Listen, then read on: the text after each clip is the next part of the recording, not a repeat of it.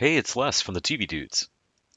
As part of our continuing ATX Television Fest Season 13 coverage, we are thrilled to bring you an insider's look into the world of casting with Bonnie Zane. From Sports Night to Chucky, Bonnie has cast so many of our favorite shows. It was great to talk to her about her work and the impact she has had in helping so many great projects find their perfect actors. It's a wonderful interview, and I hope you enjoy.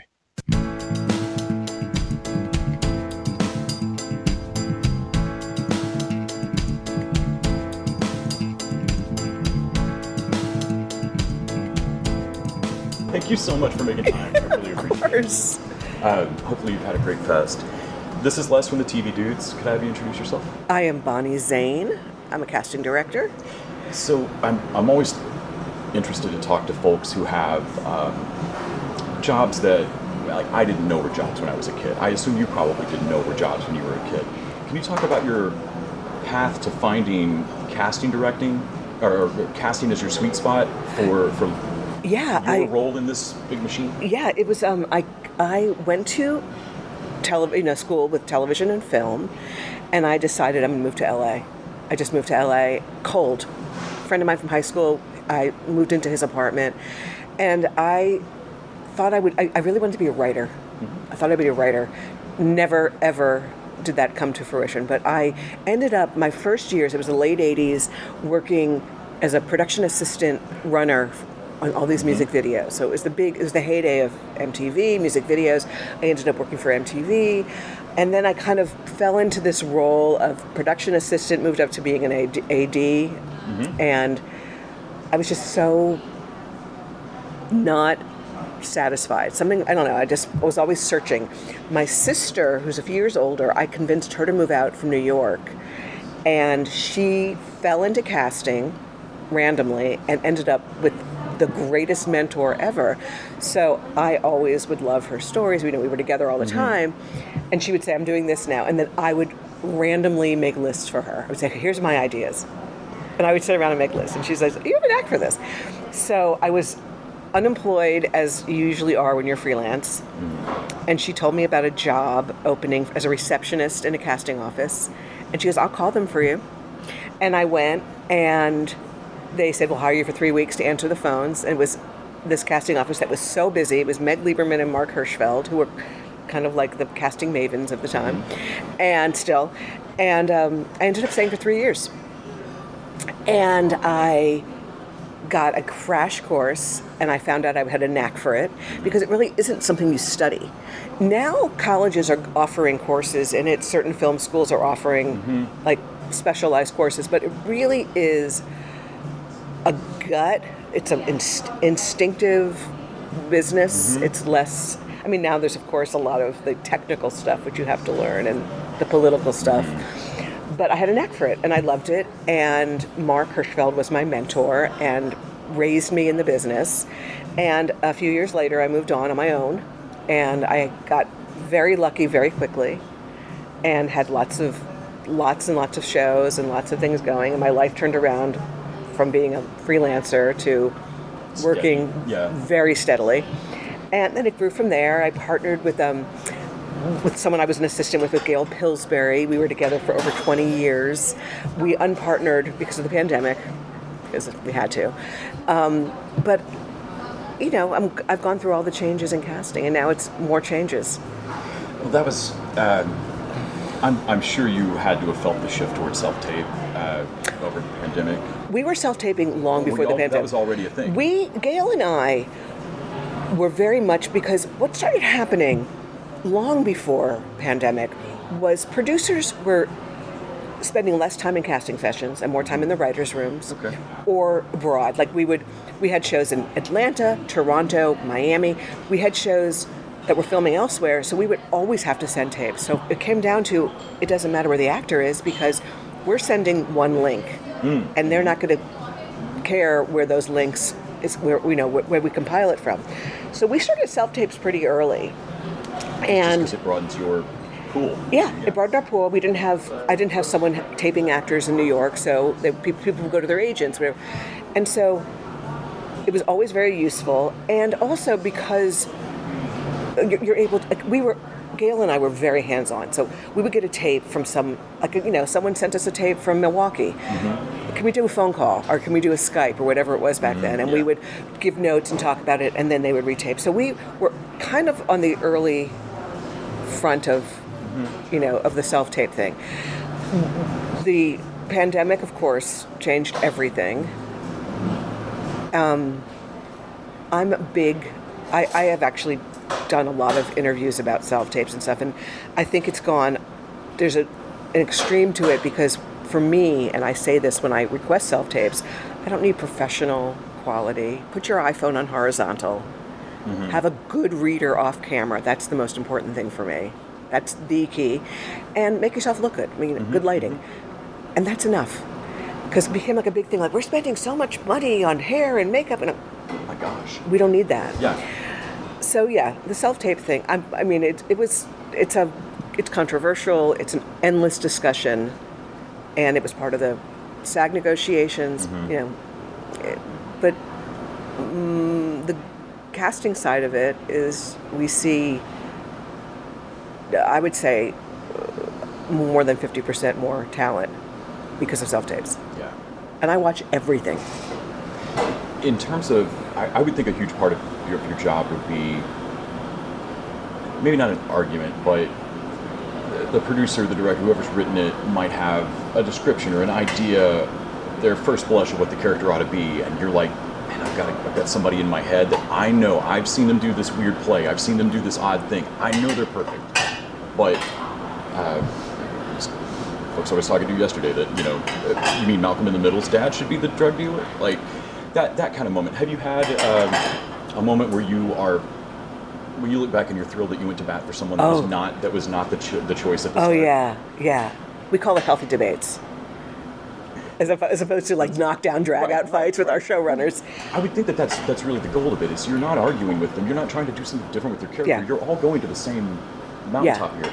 Every relationship with a showrunner or TV, creator or producer, because I work primarily in TV, so the showrunners are the ones that have the say, as opposed to in films it would be the director.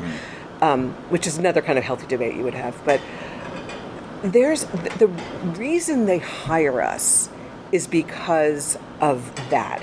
It's, when you hire a casting director, say for a pilot, you're going to spend every day with this person in a room for the most part. So you really have to have a good rapport, which is why so many people have repeat producers. Like, I've worked with the same producers over the years. So there's a trust. Now, when you start working with someone new, you have to kind of build that trust and figure out... Learn that shorthand. Learn the shorthand. Learn the way in. You don't want to... Like, there's certain producers, most producers don't want to be not bullied, pushed into an idea. Right. So you find the way to massage it gently to get them to notice why this is the right person for the job. And it could be something... So, like, I was doing the Santa Clauses for Disney Plus, okay? And everyone's a kid. I don't know if you know, but all the elves in the North Pole are actually children. So we were casting all children. I think I realized how many. Wow. So it's all children. Yeah. So right before the Santa Clauses started, I was watching the miniseries Station 19 on Max, and I loved it. It was so visually just magnificent, but I also was mesmerized by the young girl. I called the casting director the day I watched the first episode. I said, where did you find her? And literally, like, the day I actually ran into her in a parking lot. I'm like, stop and tell me where you found this girl. She goes, I found her on Broadway in Ferryman. And I said, she is remarkable. I started casting the Santa Clauses. We need to find the head elf, who is going to be like Bebe Neuwirth in Cheers. Okay. That officious, Lilith character. And I said to my producers, before we even started, I called Matilda's agent, and I said, I'm obsessed with Matilda. And is she available for this span of time? Can you send me some of her Station 19 stuff? They sent it over. I sent it to my producer, my director. I said, you got to trust me on this. And they said, well, she doesn't really have a lot of lightness. She doesn't. And I said, well, it's a post-apocalyptic thing we're watching. Right. I said, but there's something going on here. This girl I can't take my eyes off of her. Now, in 30 years, you're going to be thrilled you cast her for this. Yeah, you'll be glad you got her. Yeah, we couldn't get her the second season because she was so busy. But she... And then they met her. Then she auditioned, and we were doing it all over Zoom, and she was in New York. And it was Jason Weiner, my director, and Jack Burdett was the showrunner. And Jason Weiner said, this is where it came up. She goes, this is what we're going to do. We're going to send her Frasier tapes. Because this character is going to be Lilith. Because it wasn't exactly as written, but it became so evident. Right. So yeah, just send her Lilith. Yeah. And she watched some episodes of Frasier with her parents. She's a genius. The girl's a genius. And then the second season, of course, she was doing Gilded Age. She was doing It. So we're like, we had her for a few episodes. But it's things like that where you educate and gently massage it. Chucky is one of the most fun things I've gotten to watch in the last couple of years. Right? I will die on the hill that the Chucky franchise is the best horror franchise in terms of staying true and not having a flop movie. Same as Nobody Wants to Hear Me, The Planet of the Apes is the best overall franchise going. Overall. I haven't... My sister cast the movies. There's just no bad one of those, really, even the old ones. The old ones are brilliant. The Dorif of it all. Watching Fiona be her dad. It is unreal. It's that's Don Mancini. Don Mancini, the creator, that was all him. And he said to us, he goes, trust me. I mean, I get chills thinking about it. It's wild. He says, Fiona is going to play Charles Lee Ray. And we're going, what? And it was the weirdest thing ever. And then I saw it. I go, oh, he goes, look at Fiona. She looks just like Brad. And I go, I'm not seeing it all, but this is Don's world. This is all he does. And he's so brilliant. And talking to Don Mancini, that's someone you should just have a chat with, because everything, the way he lives this in such a beautiful, passionate, articulate manner, and I adore Don, and I would do anything for him. And that was, when he did that, I said, okay, we'll make that happen. When I look back at shows that you've cast at Sports Night, and like things that I watched obsessively in college. Excuse me. You're a baby. Gosh, I actually feel old most of this weekend, so that's great. To me, there's no one else for these roles. Like it just seems. Don't you love that? It seems inevitable that Ed would be Tom Cavanaugh would be Ed. I was to say, interviewing a couple years ago at Comic-Con. How can I blank on that? It feels inevitable from my end. Right. But it's not. It's not. What does it feel like to have that moment where you've read an amazingly drawn character on the page, but then you watch them breathe in their first breath because now it's a person? Yeah. Can you talk a little bit about that? Well, I'll tell you, we could talk about Ed a little bit if you'd like, because it was one of my favorite experiences. I got to meet Justin Long a few years ago. Did he ever tell you the story? No, but I did get to the Warren Cheswick experience. That was one of my stories. Oh, yes, so, please. the Tom Cavanaugh thing, first of all, is Tom was like the 8th person to read. Nelia, who I just was with, she was my associate. We were working on a Sunday. We were using my sister's office because she had space that we could use, and we were taping him. He walks in, and I remember there were sirens going down Wilshire Boulevard, and we had to keep stopping. But I had vaguely known him. He had done one show before. He was this Canadian actor. Like Love Monkey or something? It was after. No, it was The 9 Lives of Jackie, something or other. It didn't go, and. He read, and she and I looked at each other. We were like, "The fuck just happened?" We were just. That was it. It's such a magical show. It would take a really particular. Yes, and he just found every nuance. So that was the day where you take your tapes and you burn them onto a DVD, and then you FedEx them to the producers in New York. The producers who had never met me, they hired me on a phone call. This was 97 rather, and I said, this is the guy. And I knew it. But hundreds of guys read after him. Right. And we come down to the testing stage. So that was like November. January comes around. We come down to, we're going to go, it was a CBS pilot at the time, which is a whole other story. So CBS had the pilot. And we I thought she said Zane. And then we get the guys who are going to test. So it was Tom, and it was, I think, 3 other guys were testing for the role, which testing means they're going to go in live, read with me opposite them in a little room with all the CBS executives and the producers. So the producers were flying in the next morning. I was going to meet them for the first time in person. And the night before, or the day before, I had all 4 guys come into my office for an hour and just get comfortable with the read, get ready, and rehearse. Tom was last, and we ended up spending hours together, just hours, because we clicked so well, but he's just such an interesting actor. So Rob and John arrived the next day, and we all sat around the conference room and kind of strategized how we're going to do the day. And I gave them my testing strategy, like who goes first, second, third, fourth, and what we do. And then we had the scenes picked out. And one of the scenes was Ed's wife leaving him, which I don't think ever made it into the pilot. And Tom said to me when we were getting ready to go into the test, he goes, "Do me a favor, when she starts to cry in the scene, just put your head down. That would be my sign, my signal to how I'm going to react." And I said, okay. So we practiced it, and I put my head down.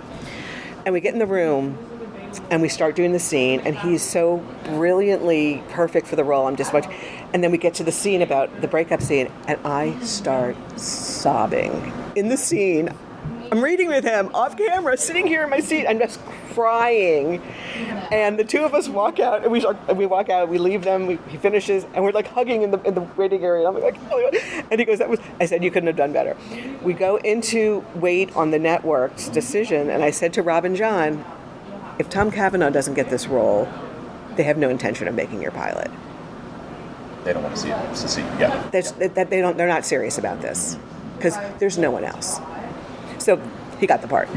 And it was all, we built the pilot from there, and it was brilliant. I went to New York to do the smaller roles, and I was working out of the Late Show offices, and my friend of mine who's an agent at Innovative called me and said, I just have a kid who just graduated Vassar. You got to meet him, work with him a little bit. I think this kid is going to be a great actor. He hasn't never done anything. He's not in SAG. So in walks Justin Long, and he and I, of course, it was like, I said, this is a young Tom Cavanaugh. I felt this we clicked, and I said, okay, here's what's going to happen. You're going to walk in. There's going to be two producers. There's going to be a director. I'm going to sit here. You're going to stand there. We're going to do. So he walks in to his audition for them, and he says, I'm just going to turn around for 1 second, and then we'll start. And then he goes, then we'll start. I said, okay, so I think the first line was mine. He turns around. When he turns back to me, he is literally a different person. It was as if there had been like some sort of CGI. Yeah. He was Warren. And he did it, and it was remarkable. And he finishes, they're silent. They're in shock. And he says, is there anything else you need? And they go, no. No. And that was it. That's and great. So anyhow, he was, one of the great finds, obviously. Flash forward only maybe a month. My sister, who's also a casting director, is in the middle of casting Galaxy Quest and is stuck on a role. And I said to her, I have your kid. He doesn't have any tape, though, and he's in the middle of shooting a pilot for us.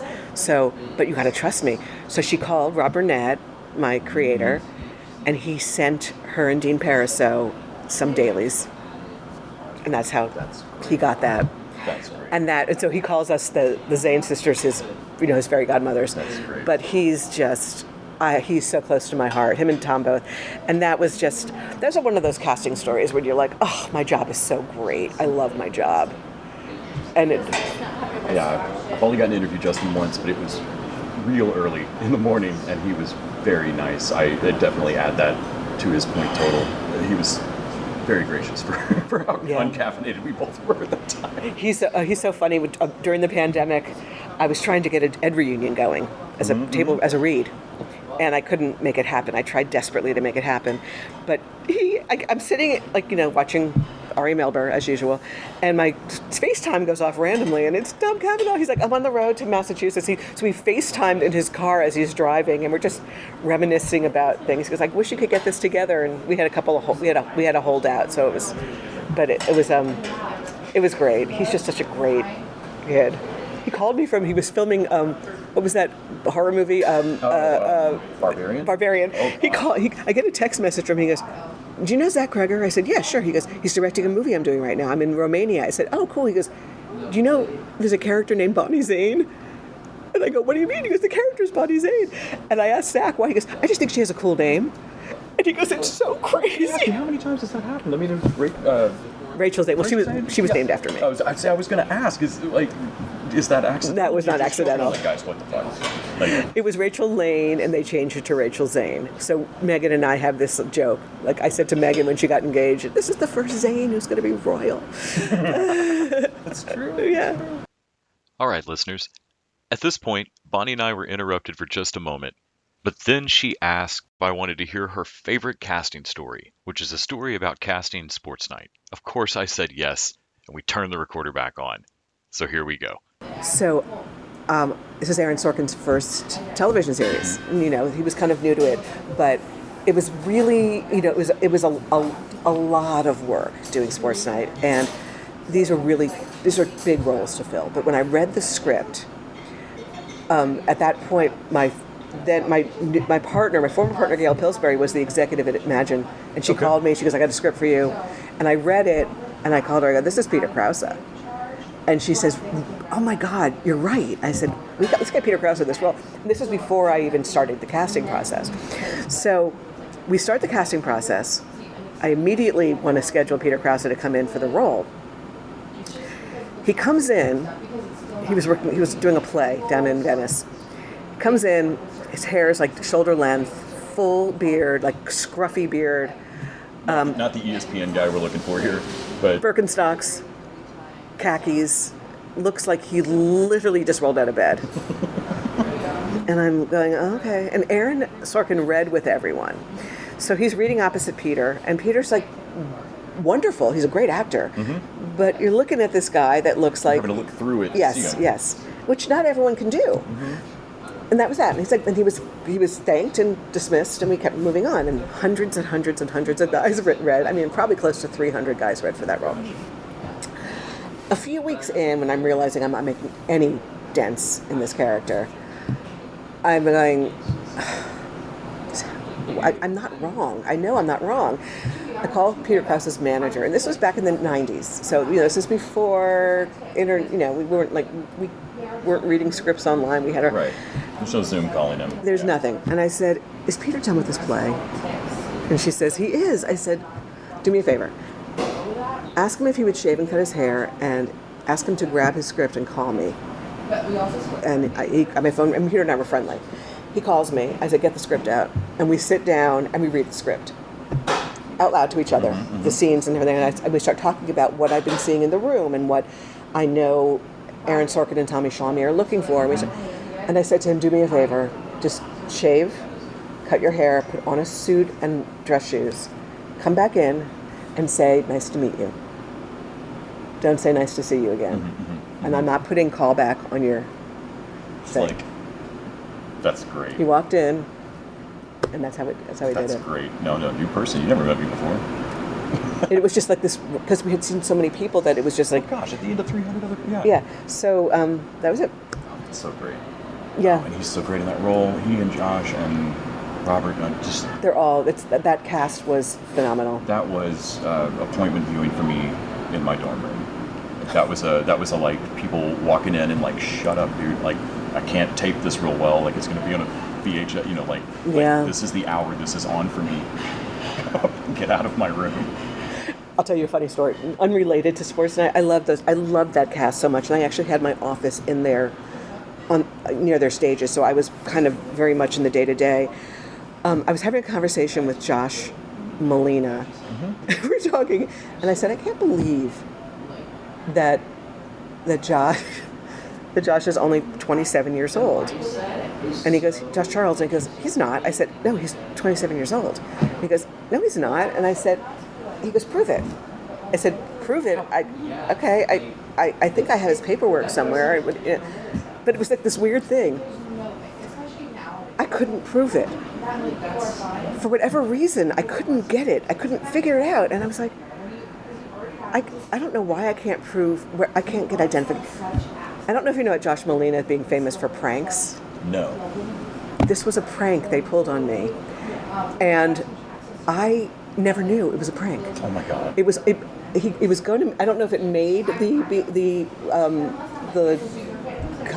commentary on the DVD. But that was one of the prank. They pulled this prank on me. So now every year when it's Josh Charles' birthday, I'm like, I'll reach out. I was like, how old are you? That's great. Except that you're trying to math out, don't tell mom, of like, how old might Josh Charles be? It was such a weird. There's got to be about that. It was so weird, and I couldn't, for the life of me, figure out why I couldn't prove his age. I had no idea the church was being messed I was being completely pranked. That's great. Yeah, that was a great show. Thank you so much for chatting with me about it all. You cast shows I love. They wouldn't have been the shows that I loved if you hadn't done your job so well. Yeah. So I really appreciate it. I appreciate Thank you for your time this morning. Of course.